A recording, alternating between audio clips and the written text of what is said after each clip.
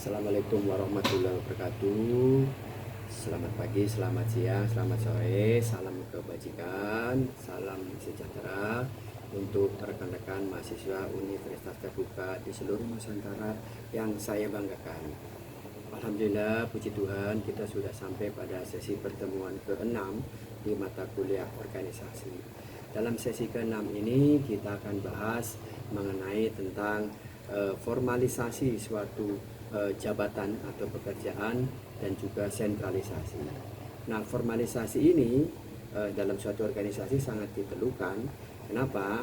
Karena untuk melakukan suatu pekerjaan perlu standar-standar yang secara formal, sehingga formalisasi ini bisa kita artikan sebagai standarisasi dalam suatu jabatan tertentu yang nanti akan bisa melakukan suatu pekerjaan tertentu.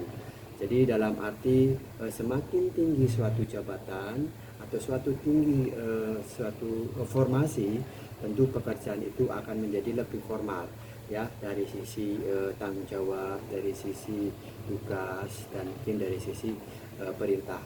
Karena itu formalisasi pekerjaan dalam suatu organisasi sangat diperlukan.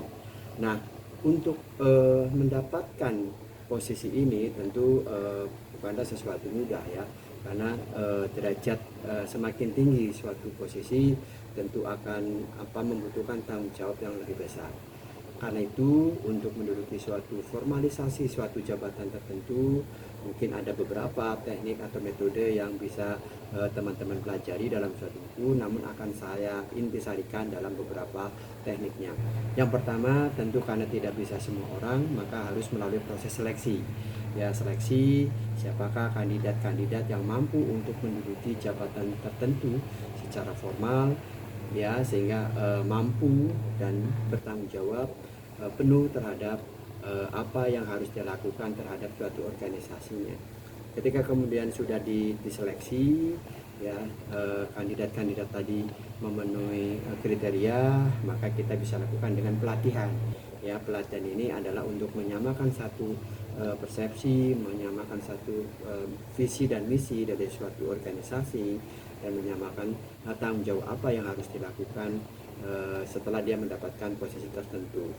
Ketika sudah di training ya, sudah dilatih ya, menyamakan satu persepsi, maka orang tersebut yang layak atau yang lulus dari pelatihan-pelatihan tersebut akan bisa langsung ditempatkan untuk bisa melakukan peran yang harus dia lakukan ya.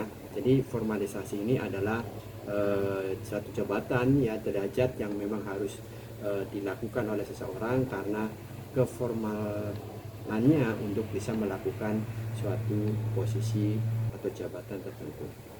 Di satu sisi, suatu organisasi juga perlu mengambil keputusan yang sama ya, supaya tidak tidak terjadi overlap antara institusi satu atau divisi satu dengan divisi lain.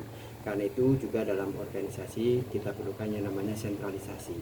Sentralisasi adalah di mana kondisi ya pengambilan keputusan hanya dimungkinkan ya pada jabatan-jabatan tertentu saja, sehingga antara keputusan yang diambil di sisi atas sampai dengan bawah itu kan sama ya, tidak terjadi misinterpretasi ya, tidak terjadi overlap dan sebagainya.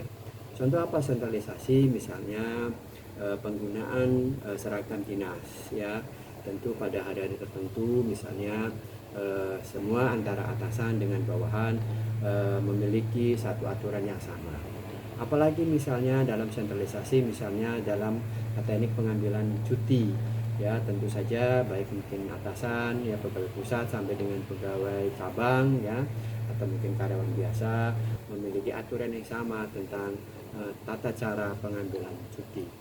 Nah, ini perlu dilakukan oleh suatu organisasi di mana keputusan-keputusan yang sangat strategis hanya boleh dilakukan oleh pada jabatan tertentu, sehingga tidak ada misinterpretasi, tidak ada overlapping dan sebagainya. Tentu masih banyak lagi contoh-contoh masalah sentralisasi yang mungkin teman-teman atau adik-adik bisa kembangkan dan bisa temukan sendiri. Demikian materi yang ke-6, semoga pencerahan dari saya memberikan sedikit membuka ya pengetahuan bagaimana dalam suatu organisasi itu perlu adanya formalisasi dan sentralisasi. Terima kasih, tetap semangat. Assalamualaikum, salam sejahtera, sukses selalu.